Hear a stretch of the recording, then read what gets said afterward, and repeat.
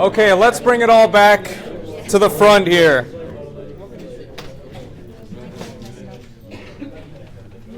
Who has had an argument recently?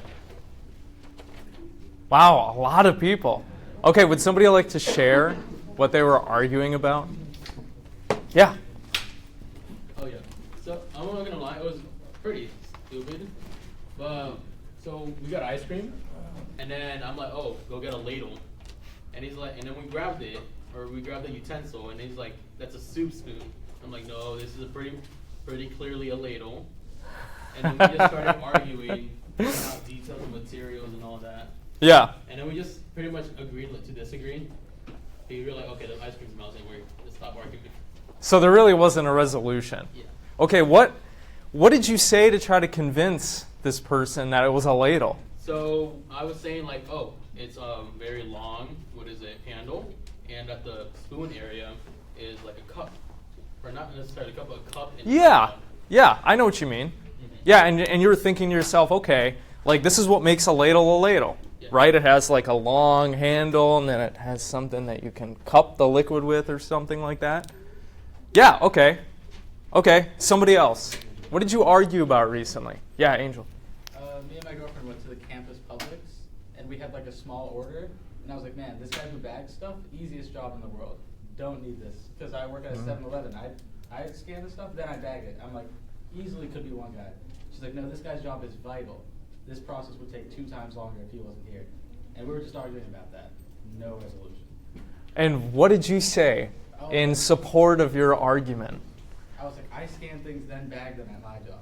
I'm telling you, it would not take this much longer. And that, I don't know, it's just too easy, that job. Okay. And what did she say in response to you? She was like, if you have a massive order, like a family of 5 and they're ordering groceries for the month, then it's much quicker to have the guy with the bagging and the guy scanning. Yeah, so maybe she was also saying something like, yeah, it would take a lot longer if this person wasn't here. Like, they're keeping the traffic going, right? Helping everybody get it done quickly. Okay, one more. Yeah. My roommate always cooks food and gets the whole stove dirty, like with food all on the stove and in the sink. All the dishes are piled up and everything, and I kept telling him do the dishes after you cook, because when I cook, I don't get the stove dirty and I do my dishes. Yeah. And he was just mimicking me to fill the silence when I confronted him about it, and he just walked away. So the usual just walking away and ignoring the situation. So, okay, what did you tell him to try to convince him that you should wash your dishes? I told him that whenever I cook, I always clean up after myself and do the dishes. I also do his dishes sometimes. So, okay. That's the least he can do. But he was just mimicking me and making fun of me, and he just walked away. So okay. It was pretty annoying. So it sounds like you were partly saying look, I've been considerate. Right. You should be considerate as well. Mm-hmm. Right? We're living together. Exactly. Right? There are certain rules maybe you were implying that we should live by if we're going to live in the same place. Right? Mm-hmm. Arguments are a part of our daily lives. Okay? We have lots of arguments with a lot of different people. Now, it doesn't have to get super heated. Right? You could have a small argument about, what makes a soup spoon different from a ladle. Or you could have a small argument with your professor about your grade. Right? Y'all probably had an argument yesterday with your roommate or your mom or something. I think it's helpful for this class for us to reflect on what exactly we're doing when we're making arguments. Because they're going to be critical not only in your daily activities and lives, but also in you presenting your information in the future, explaining yourself, giving your reasons for why you believe this thing, why you're making this claim. So that's what we're going to be looking at today. Today we're going to be looking at the properties of arguments and what an argument is. Now, can someone give me your best guess? What do you think an argument is? Any ideas? Yeah. Presenting reasons for a Presenting reasons for a conclusion. Good. Anything else? Anybody want to add? A disagreement between two people. A disagreement between two people. We might call that like the colloquial definition of an argument, right? When you're having an argument with someone. Well, when it comes to critical thinking, it's very close to what Anna said. The first thing that you need to understand about arguments is that they're composed of certain kinds of sentences. I know this is really boring, but we'll get through it. And not all sentences are the same, okay? More specifically, all arguments are composed of statements.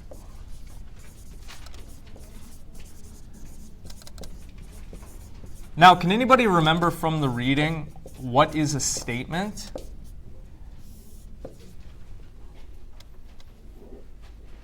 Is this a statement? Ah! No? Okay, give me a statement.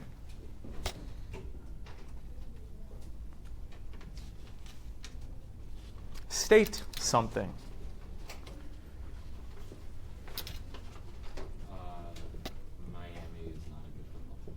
Miami is not a good football team. Good. Give me another statement. Yeah? The lights are on. The lights are on. Great. Good example. One more. It's cold today. It's cold today. Yes, I would call that a statement too. What do all of these have in common? Opinion. Not quite opinion. They're more or less facts. Yeah, they're kind of related to how we think about facts. They can be proven or disproven. Close. Close. They make a claim. Yeah. Yeah, what were you going to say? Facts by evidence. Backed by evidence? Yeah, hopefully statements are. Not all the time, no. What all the things you said have in common is that they can be true or false. That's what it means for something to be a statement.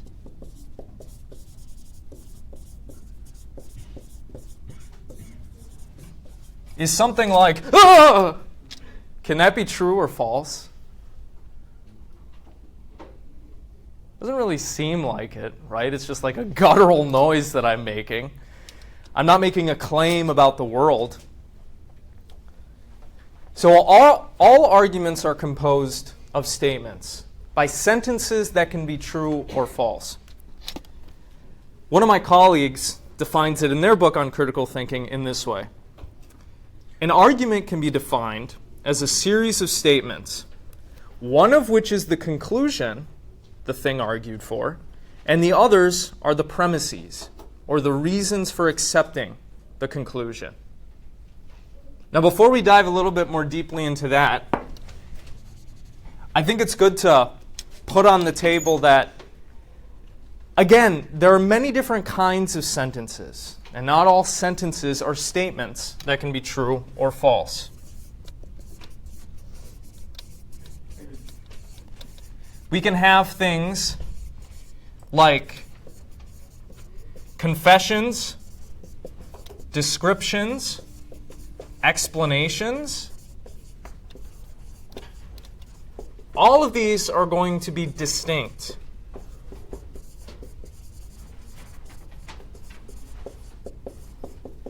Can someone give me an example of a confession?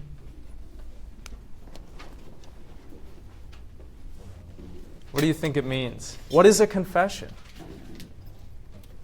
You want me to give an example? Yeah. I committed a felony.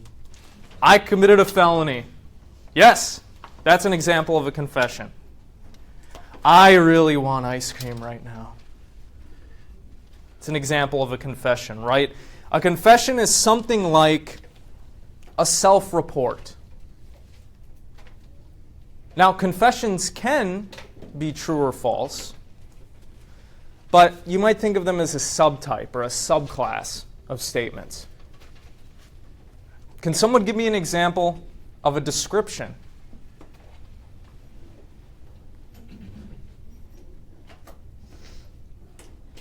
Your shirt is purple. Good. Okay. What do the rest of y'all think? Any other examples? What does it mean to describe something?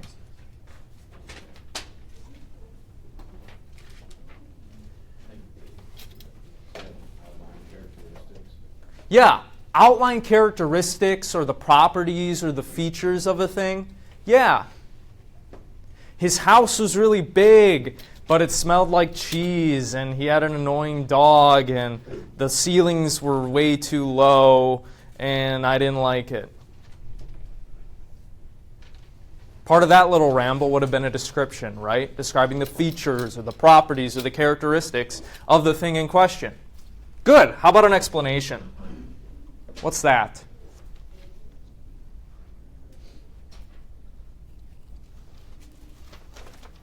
Yeah? Like reasoning to an argument, like you're trying to reason out like your opinion, like what you think of a certain person or like situation. Yeah. There are explanations that are certainly like that.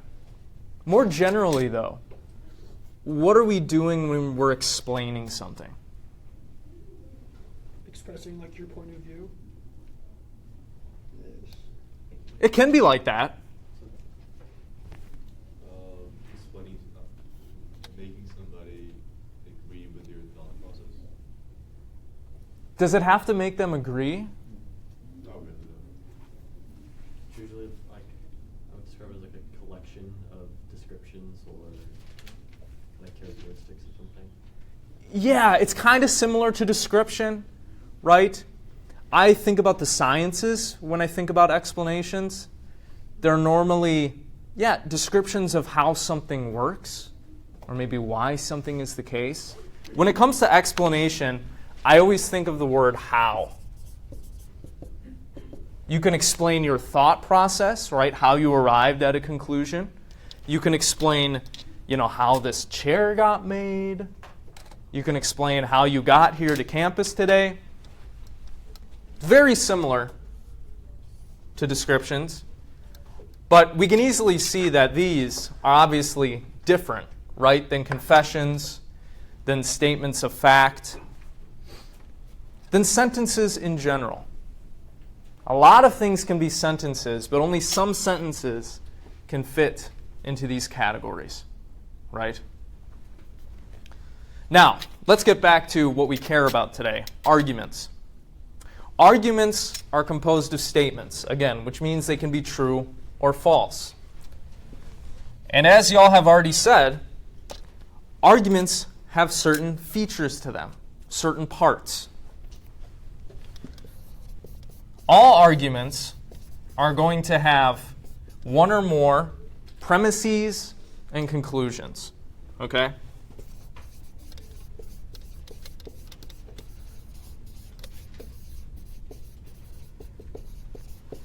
And what are these premises doing? Why are they there? Well, they're offered in support of a conclusion.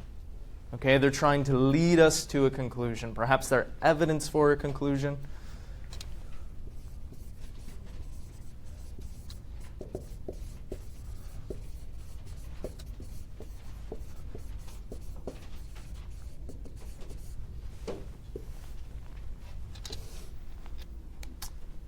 Can somebody give me an example of an argument? One or more premises offered in support of a conclusion.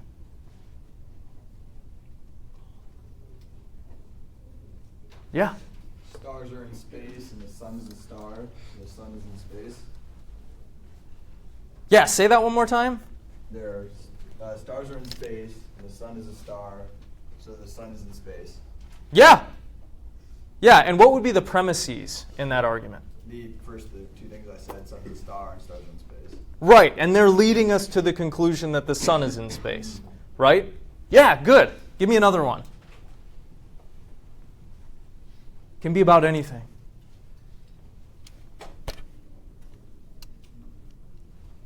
UF and USF have football teams. USF beat US football team. Therefore, USF is a better football team. Yeah, good. Exactly. Y'all make arguments all the time. This shouldn't be very mysterious or surprising to you. Whenever you're offering reasons for something, you're trying to get somebody to conclude something or arrive at a certain view, you're giving an argument. Okay? Here's one of the famous ones in the history of philosophy. All men are mortal. Socrates is a man.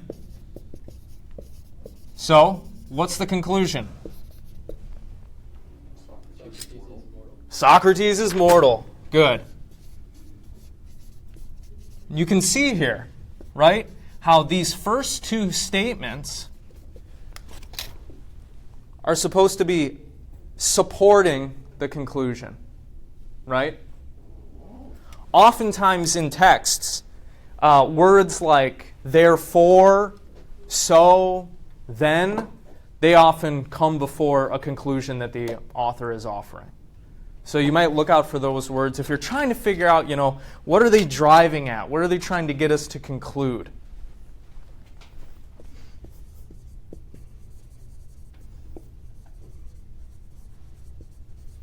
Good. Okay, well, let's get into this a little bit deeper. What kinds of premises are there? If you think about all the different ways we might try to support some sort of conclusion, what kinds of premises might you offer in your argument? Does anybody remember the reading? I think it mentioned this a little bit. I mean, ideally you would offer premises that are like testable and true. Sure. Yeah. Good. What else?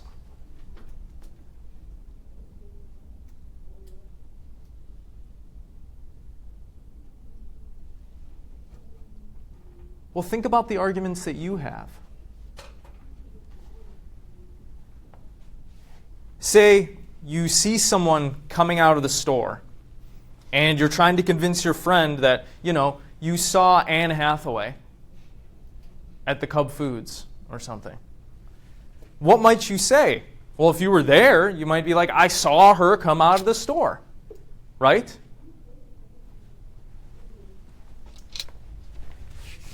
These kinds of premises, are the premises that can be offered in support of a conclusion, can come in different types.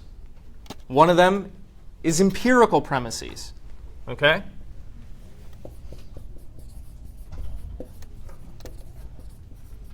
Anybody have any idea what an empirical premise is?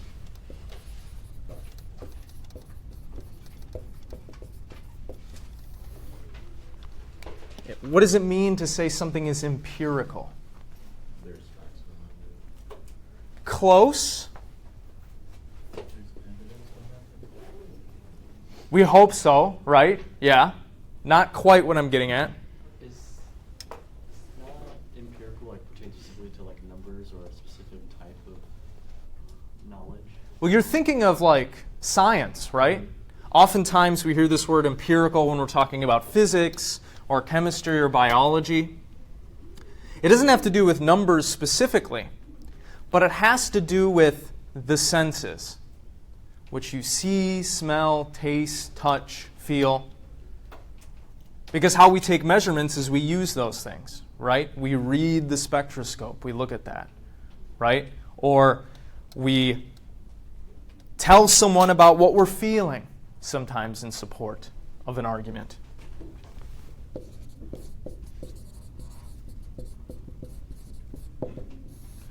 Empirical premises are based on observation of the world, using the senses.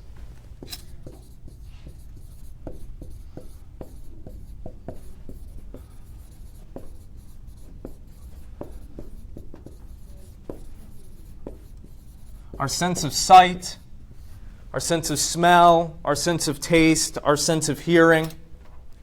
For example, if you're trying to argue that it's raining right now and you're talking to your friend on the phone and they don't believe you, I can see that it is raining, Joey.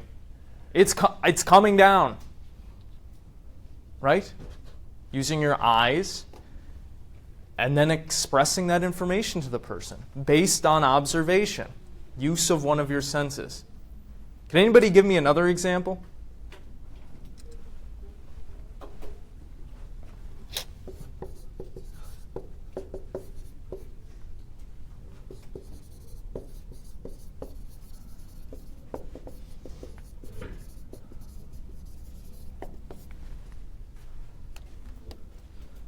Just base it in one of your senses, and there you go. You have it. I can hear someone coming. I can hear someone coming. We better hide. Right? You're trying to convince your friend. You're giving them an argument that you should get in the locker right now. Right? I can hear someone coming. Good. One more. I can see that this fruit is rotten. Right. So don't eat it.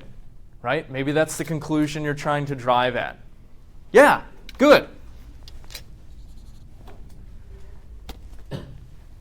Now, these are related to, but they're a little bit distinct from the other kind of premise that we're going to talk about next. Testimonial premises. Anybody have any idea what this might be about? If you're giving a testimonial premise for something. Yes? Like a witness. Right. And if you're a witness to something and you're expressing that information, what are you doing? You're saying something. Or you saw something. Yeah? You're describing an event that happened? Yeah, describing an event that happened. You're giving like a report, right? You're offering a report of your experience of something, right? Oh, I heard from Mrs. Jansen that George Washington was the first president, right? If you're having an argument about who the first president was, you might offer a premise like that. And that would be a testimonial premise, right? If only I could spell today, that would be nice.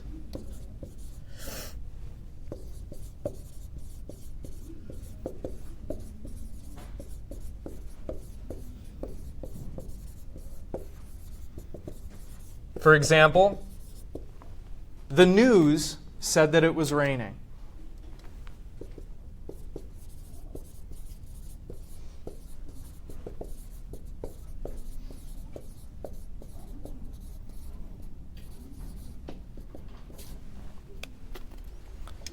Now, when it comes to testimony,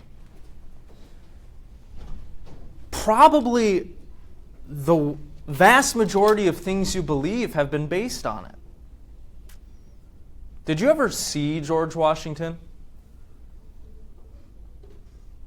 Did you look at the watch of the doctor's watch after you were born and you're like, oh yeah, I was born at that time, I'll remember that? No, right? Your birth time was reported to you. All these facts about history have been reported to you throughout your education. I'm reporting things to you right now, and you're kind of taking it and thinking about it. So much of what you believe has been based on other people's testimony of how the world works, how things are the way they are, and why they're like this.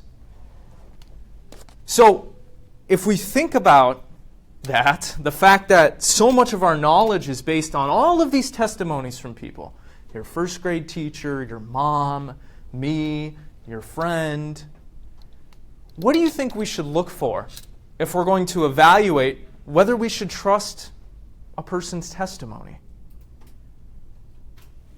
Use those critical thinking skills. If it conflicts with other things that we've heard. If it conflicts with other things that we've heard, yeah, good. What else? Yeah. If the person giving the testimony is known to be reliable. Known to be reliable? Great. What else?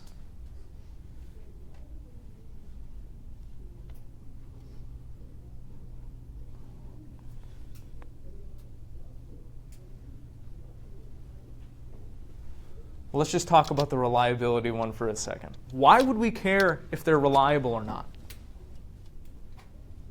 Your friend just told you something. Your friend just said they just saw your dad out on a date with another woman.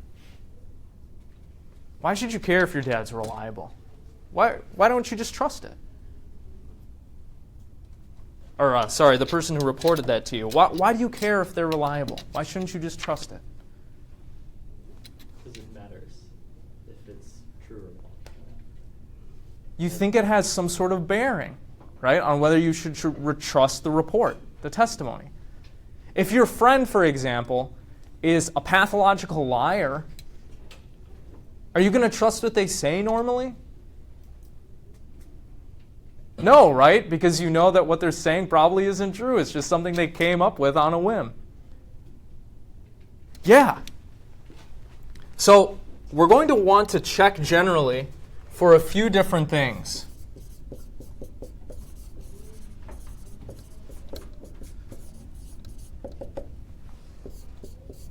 Whether the person is reliable, whether they are a reliable reporter, whether they have a history of telling the truth or not, or lying.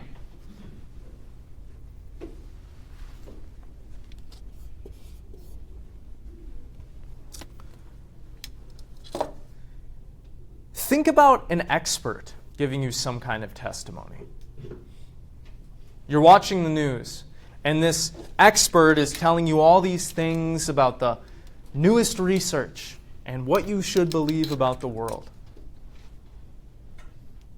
If you were going to evaluate whether you should trust them, what would you be thinking about? The expert's credibility. Credibility? Yeah. Experience and track record. Experience and track record? Good. I'm going to put that one here. And what do you mean by track record? Like, how much of the time, for instance, like a doctor, right? You wouldn't go to a doctor that all their patients are dying every other day, you know? You would go to a doctor where chances are they've cured a lot of people. Right.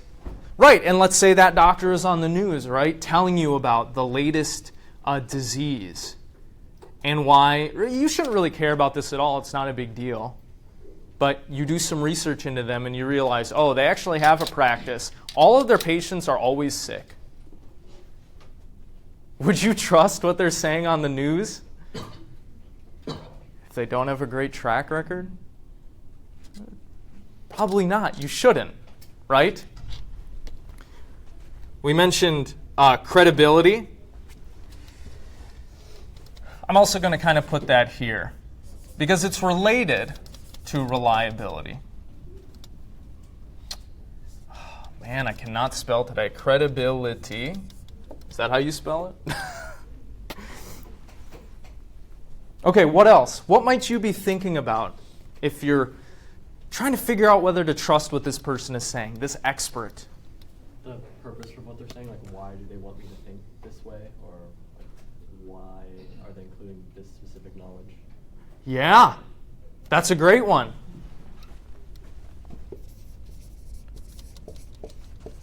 Let's say purpose for expressing the information. What kind of thing do you have in mind? Why should this be a concern for us? More like, what's their angle at telling you this? Like, are they here to kind of calm everyone, mitigate the issue? Are they blowing it out of proportion?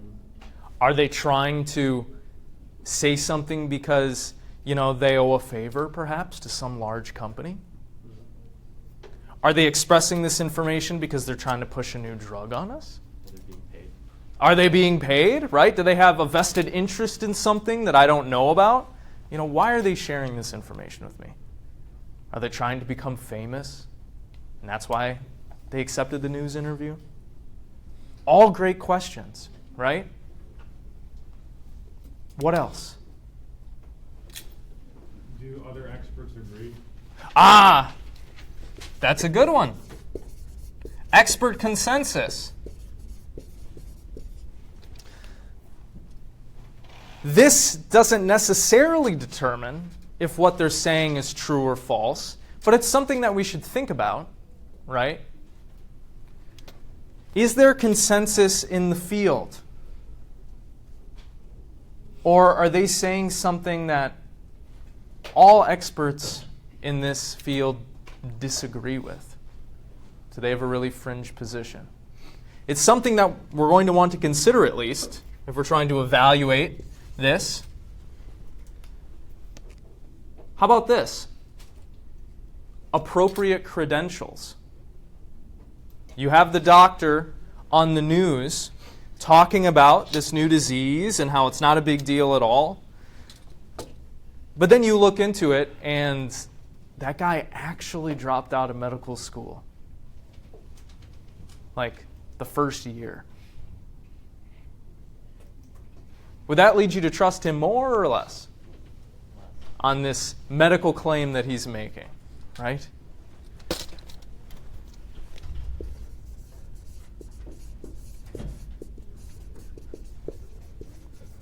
How about this one?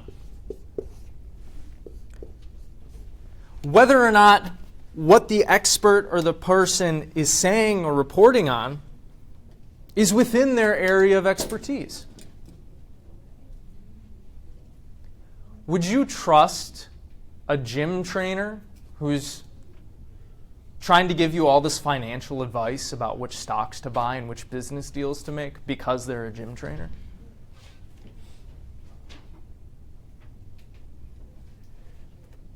No, you'd be asking, well, should I really trust this person? Do they actually know about the stock market? Do they actually know about, which stocks are going to go up and which ones are going to go down? On the other hand, if you're talking to somebody who's a financial analyst and, is part of a wealth management company, would you trust them more or less than the gym trainer, do you think?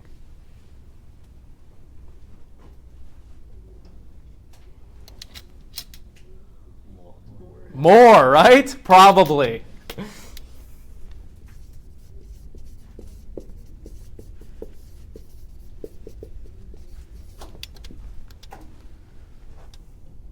How about a basic one? Which is kind of related to two here. Is the person that you're listening to, are they biased in any way?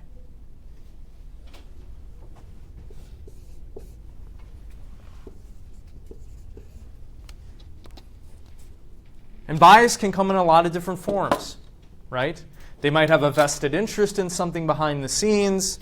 They might really hate a particular idea or company, or they have a particular aversion to something. If any of that is related to the kind of report that they're giving, you should consider whether you should trust them, right?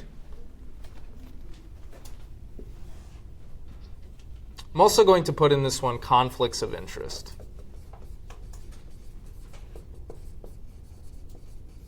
Because I think that's related. Finally,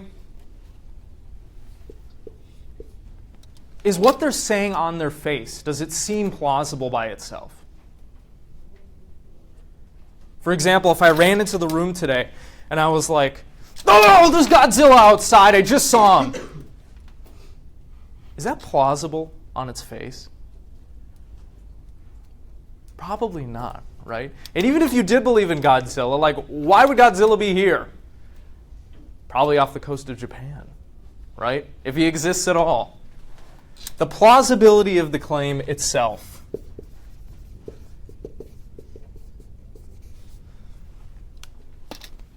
Okay, one more. Besides empirical and testimonial premises, there's one more that I'd like to get on the table.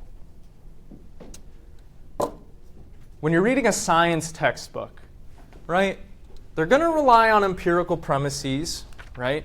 They're going to give you evidence that is based on observation and measurement.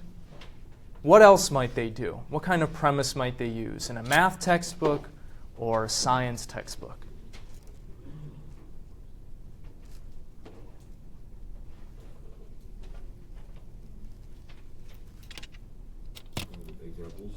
Examples, for sure. What's related to examples? Well, how about defining our terms? There are things called definitional premises.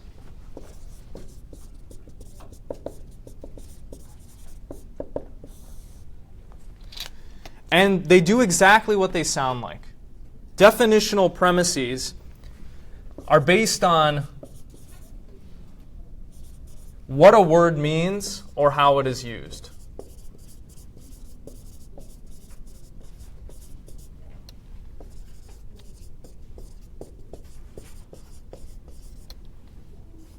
Can anybody think an example of a definitional premise?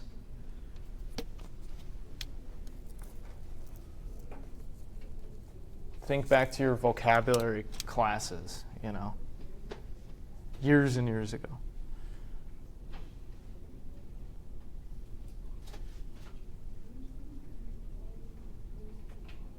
How about this?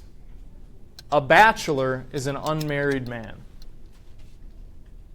If you look up bachelor in the dictionary, that's its definition. If you saw that in an argument, that would be an example of a definitional premise. It's giving you the definition or the meaning of the word or how the word is used. Make sense?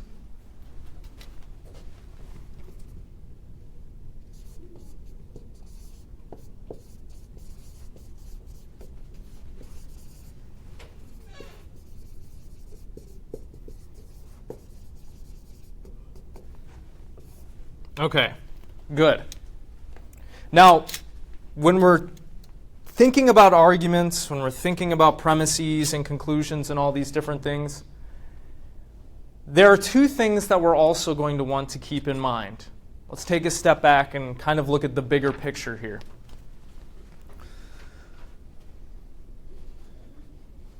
Premises are offered in support of a conclusion. Well, whether you should accept the conclusion or not, whether you should agree with the argument, is going to depend on two things generally. The strength of the argument and its scope. Y'all know what I mean when I say strength, right? Are the premises offered providing a ton of support for the conclusion? And therefore, is the conclusion robust? Is there a lot of data behind it? Is there a lot of evidence behind it? Or is it weak? And then scope.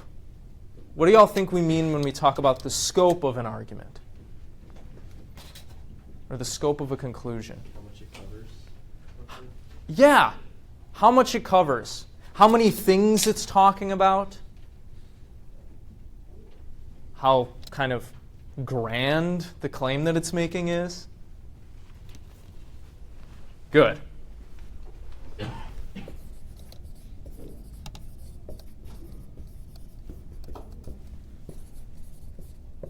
Oh, yep, I cannot write today.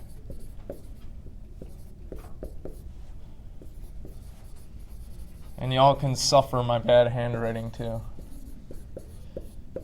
Could be a lot worse. I could be writing in cursive on here. That's how I normally write. Okay, so we've broken down some of the common types of premises that you might see in an argument. That arguments are composed of statements. And if somebody is giving a testimony, especially an expert, the kinds of things that we'll want to think about if we're evaluating what they're saying, whether or not to accept what they're saying. I'd like to continue on by talking about some more of the properties of arguments. Because when we think about the strength and scope of an argument, the strength and scope of a conclusion, people many years ago came up with a bunch of categories and terms in order to characterize arguments and split them up into different types.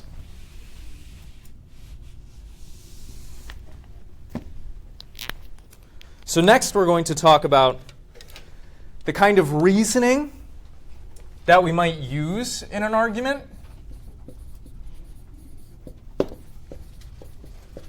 Validity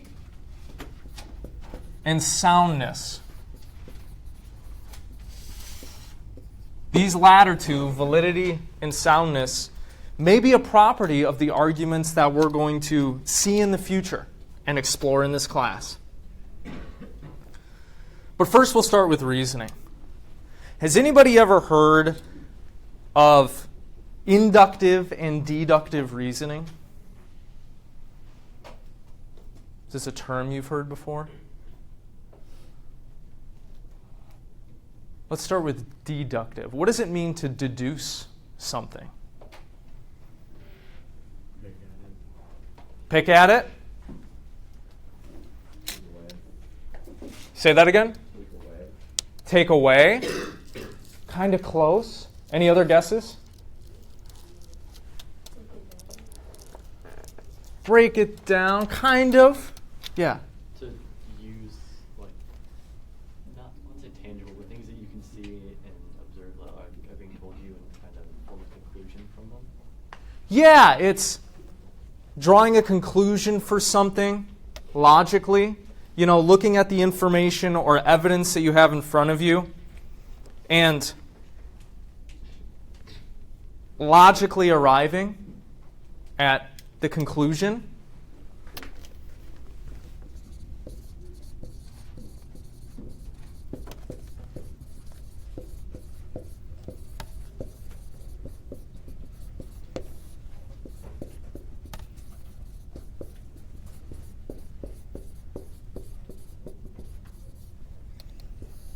When we're talking about deductive reasoning, basically, the conclusion follows logically from the premises.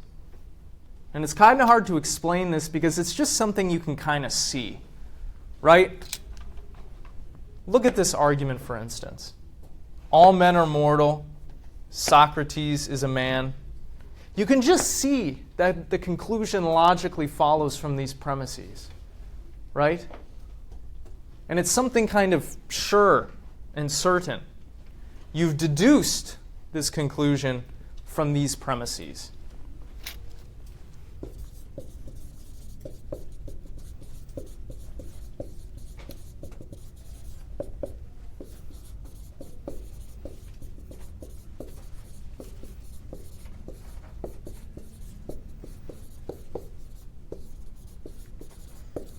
For example, let's take this argument.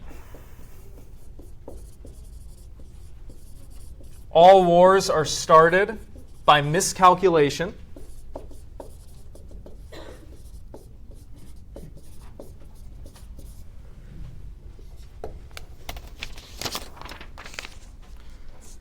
The Iraq conflict was a war.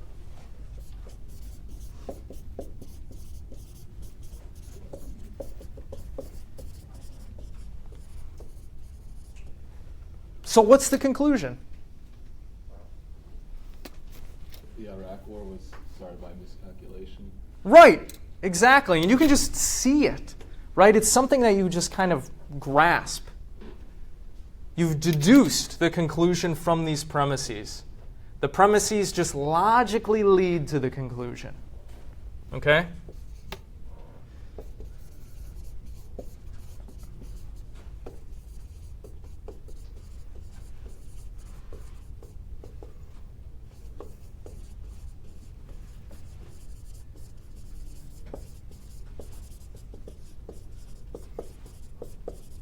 Now, deductive reasoning is kind of very cut and dry.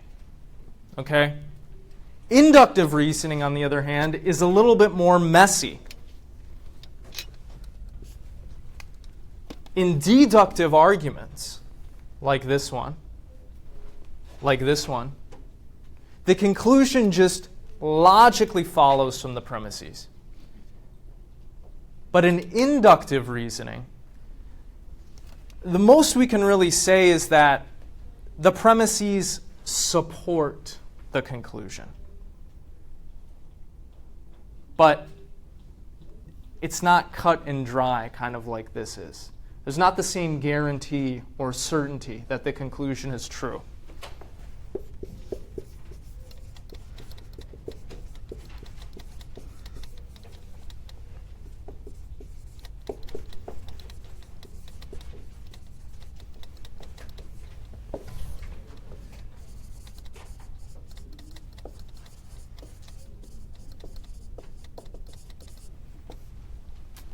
Noah, did you have a question? Yeah, can you use the bathroom real quick? Oh, go for it. Yeah, you don't have to ask me.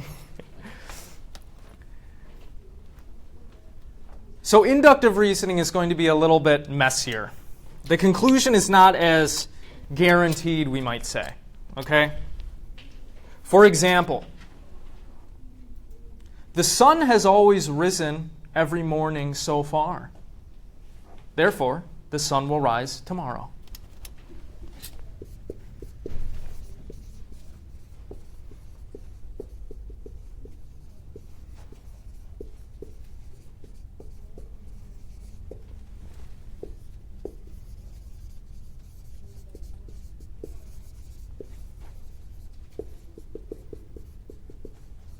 Is the sun guaranteed to rise tomorrow?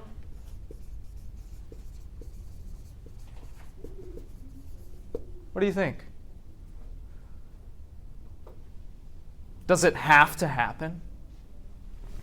It's pretty likely, but it's not a guarantee. There's a chance it could explode. There's a chance aliens could come in, right, from Alpha Centauri and blow up everything, right? There's a chance, I don't know, God or someone could just be like, goodbye, Milky Way. And the sun doesn't rise tomorrow. It's gone, right? The conclusion is supported, but it doesn't logically follow the premises like a deductive argument does.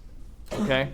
Can somebody give me an argument, an example of an inductive argument? Yeah. Every swan I've seen is white, so swans are probably white. Yeah? Great. How about another one?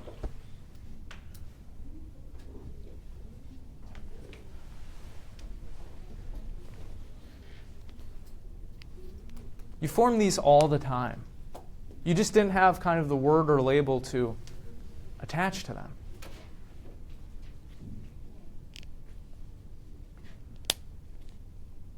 Yeah. Traffic is usually bad around 9 o'clock. Therefore, tomorrow traffic will be bad around 9 o'clock. Right, exactly. Traffic may be completely fine tomorrow. Might be the easiest drive you've ever had to campus. But based on the information you have and the evidence and your experiences, right, it's likely that the traffic is going to suck. But it's not guaranteed. It's not necessary that the traffic suck. It could potentially be another way. Okay, so we use deductive and inductive reasoning when we're forming arguments and when we're formulating them. When we're talking about arguments, there are other properties that we could look at too in order to help characterize them, evaluate their strengths and weaknesses, etc.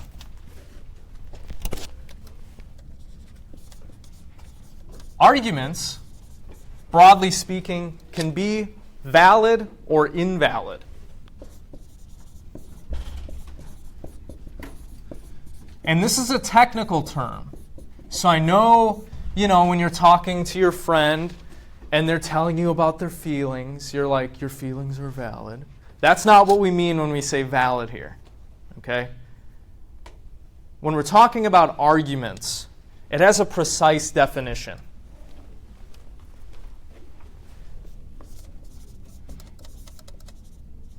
An argument is valid if the premises are true, then the conclusion has to be true.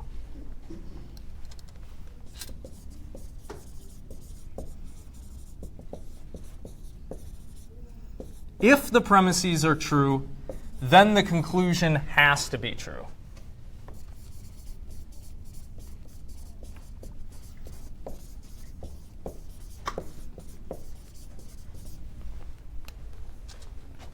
Let's look again at this example. What do you think? Is this argument valid? All wars are started by miscalculation. The Iraq conflict was a war, therefore it was started by miscalculation. If 1 and 2 are true, does 3 have to be true?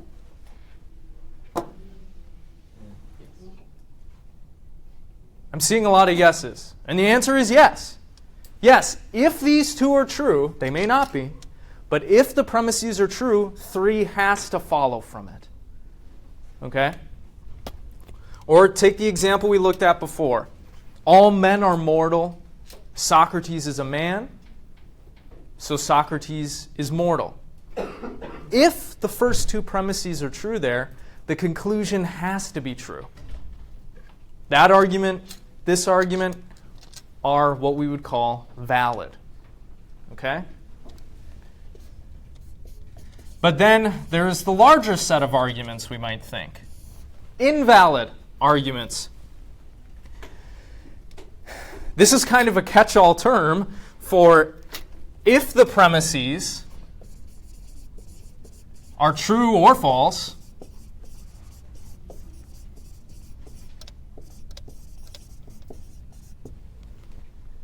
the conclusion may be true or false.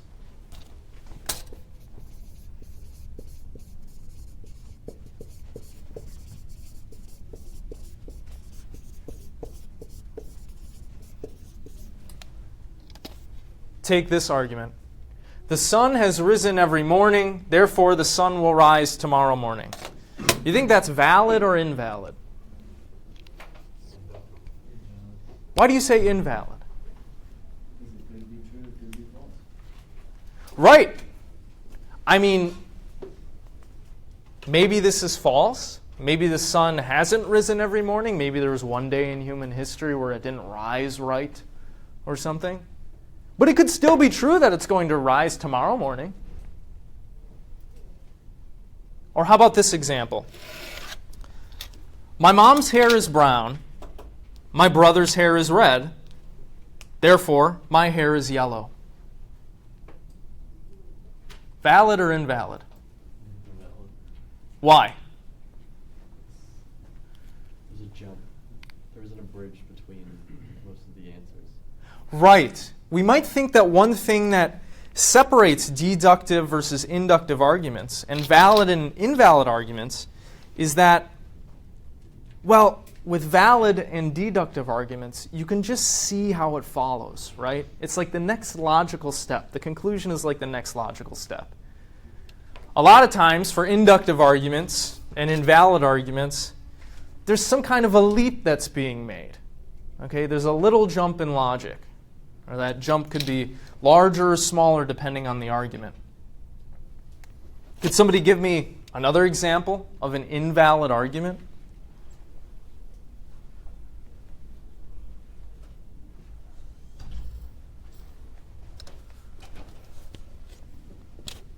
Just think of one that kind of leans on inductive reasoning, and you'll have it.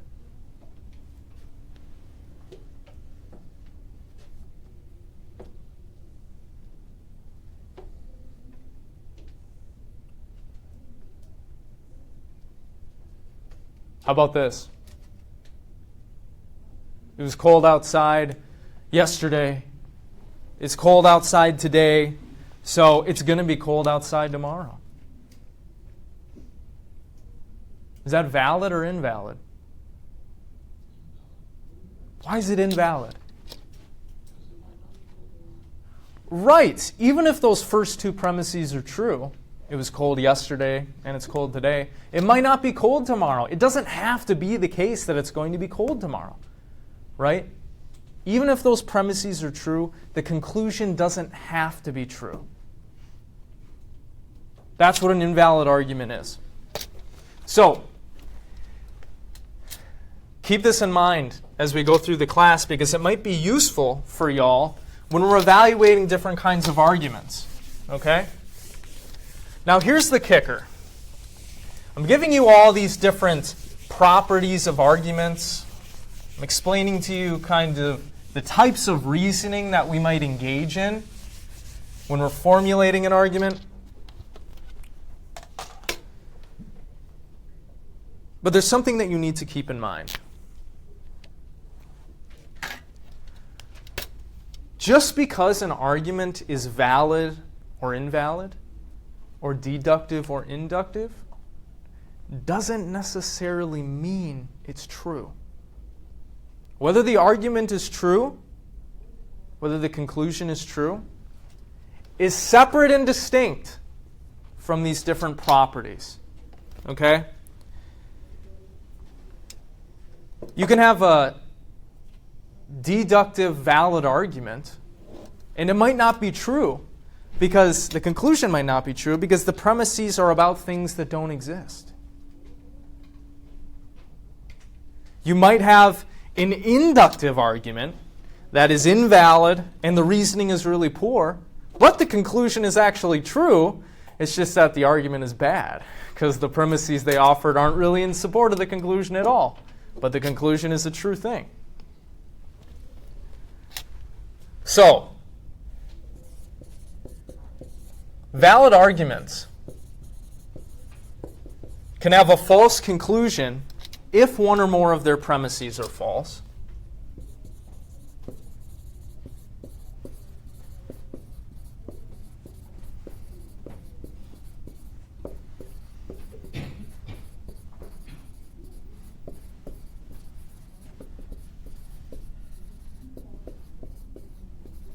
Inductive arguments, or invalid arguments, they go together.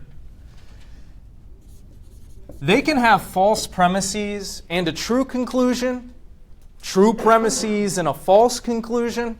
They can just kind of be all over the place, okay?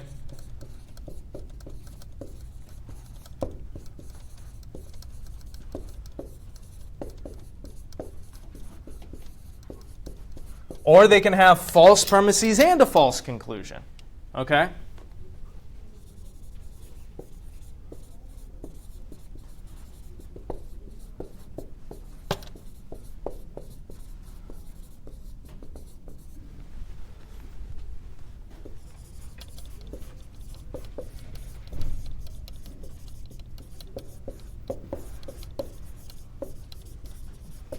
It's going to depend on the argument that you're looking at in question.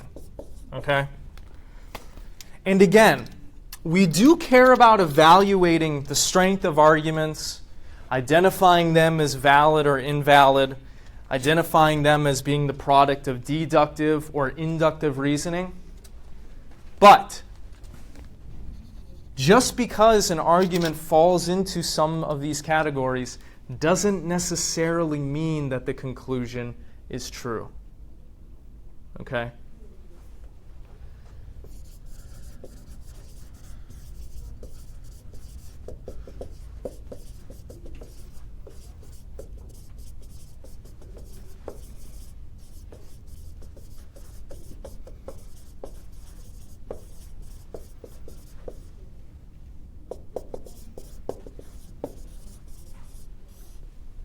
The truth is something that we have to still evaluate, still investigate, still reflect upon.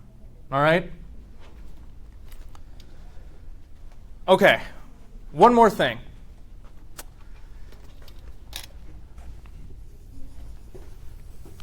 Let's look at one more property here. Or I guess two.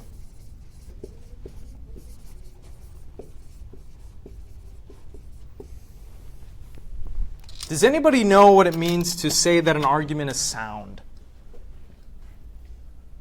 That argument is sound.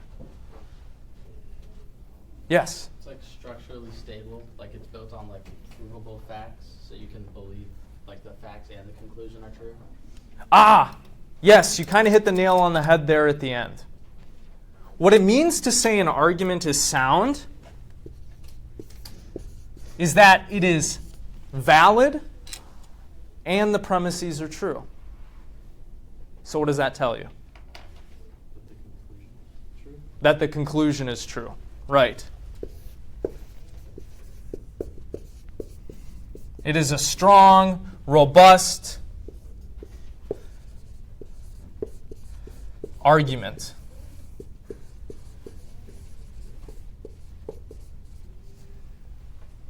Consequently, an unsound argument is either invalid and or it has false premises.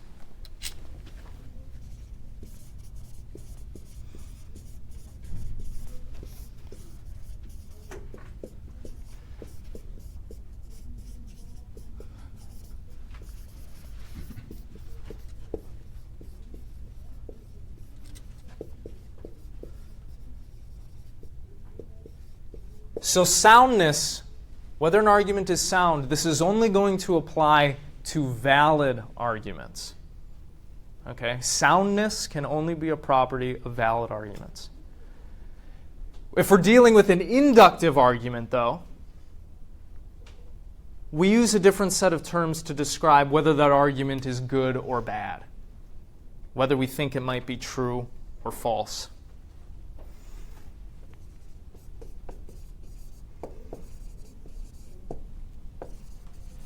We use this word cogent. If an inductive argument is such that the premises strongly support the conclusion, it's cogent or it's strong. Okay?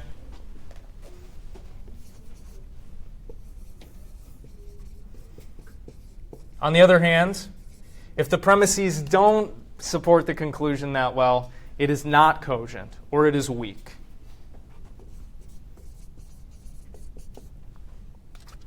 So as we go through the class, do your best to keep some of these classifications in mind because they might help you understand the arguments better, and all kinds of arguments that you make. It'll be very useful, I think. Now finally, just one more thing. This kind of goes without saying, but we should put it on the table nonetheless. When we're making arguments, we want to make sure that the claims and the premises that we're offering are consistent. What that means is that they do not conflict with each other. They're not contradictory. All right? So when we're evaluating arguments as well, we should look at the consistency of the premises. Can all of the premises be true? If all the premises can't be true, well, that should lead us to think, oh, this argument's a little weird, or it might be weak, or it doesn't make sense. Okay? Okay, any questions? I know this is boring, but hopefully it's making a little bit of sense. We're going to end class today with one more thing. You have a few minutes to do this, and it's good practice for y'all anyway. I've drummed up some practice exercises for y'all. So I would like y'all to work on these, in your groups here, just with the people around you. All right? See if you can make sense of some of these problems. You want to pass those over there too? Work in your groups with the people around you. Try to make sense of these different problems, okay? And if you have any questions, just ask. I'll be here for the next 5 minutes, Okay. Seriously, talk about it amongst the people around you. Don't just tackle it on yourself, by yourself.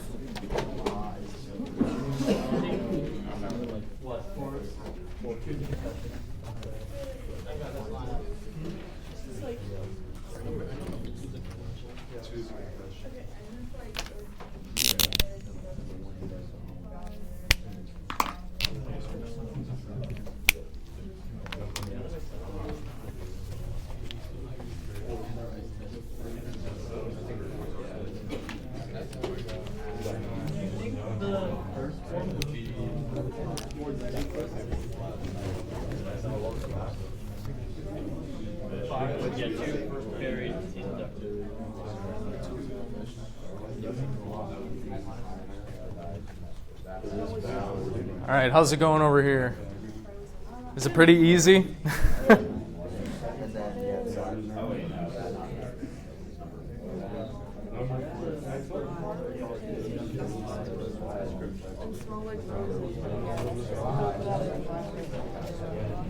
Are there any extras of the practice sheets back here? Perfect. Thank you.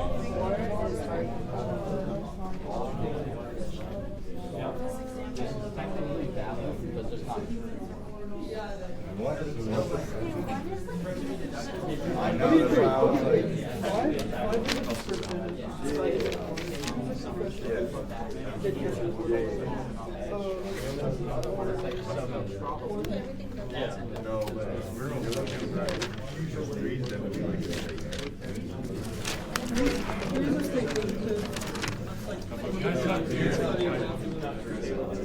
Yes. Keep it. That's practice for you. Yeah. Do you have any questions about any of them?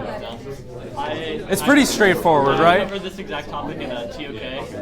Okay. When I came here, so it's pretty, like the new stuff is like cognate though, cogent. Cogent? Yeah. Yeah.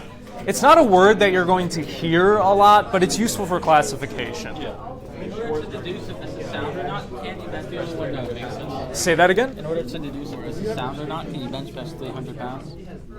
What do you think? I'm gonna say it's inductive. You know, just 6 foot tall people probably have bigger muscles. You know, I cannot bench press 300 pounds. So I cannot. So, and think about it this way. Yeah, even if I was 6 feet and I could do this, does that mean I definitely go to the gym? no. That could just be like opening really heavy philosophy books. You're right. Or I could be working out at home. Yeah. You know? Yeah. Or I could be doing, the One Punch Man workout or something.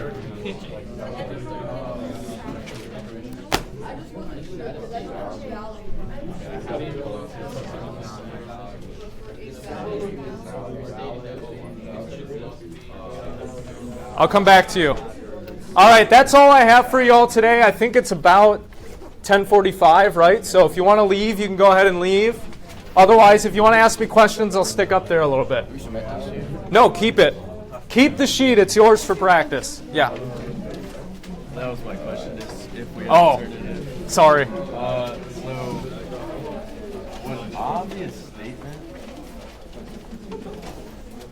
What do you think? I think it would be a statement over a sentence because it's not like. Yeah, the statement. It got to be a statement, right? Think of sentence as just being a general thing you might see in a book.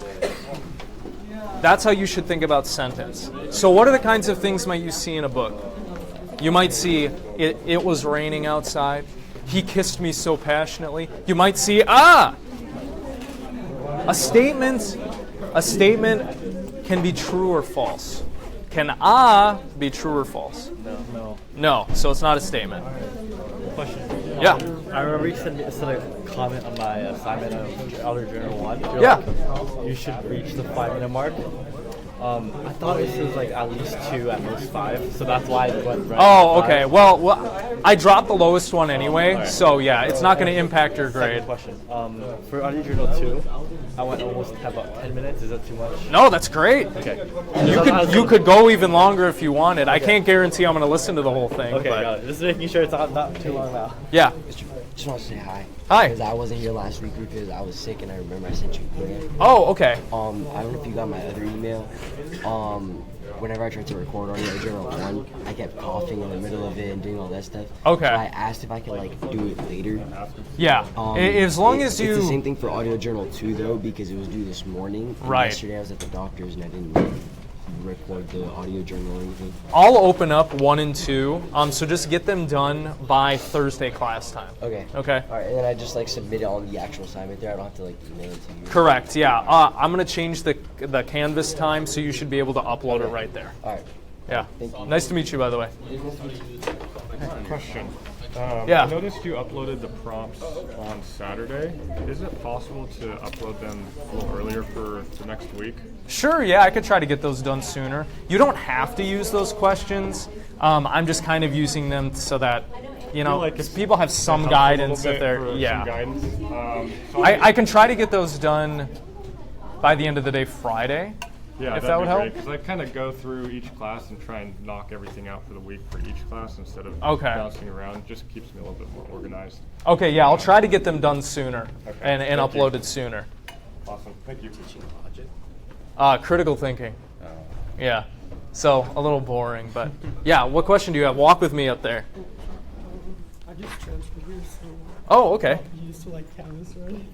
Oh, okay, I've been yeah. here only for a week, but I've been struggling with classes to figure out the assignments and stuff on Canvas because it's been so confusing. Okay. But the audio switching, I I did it, but I was in the car and I forgot to submit it before the deadline. Oh, well, I have another student who kind of is. And I did the first one today too. Like I submitted it, but I attached it in the comments, but Oh, okay. I don't know. I didn't know what to do because you remember how you said like the first one you're gonna accept it being late. Right, and I think I had designed it so that it closed Oh.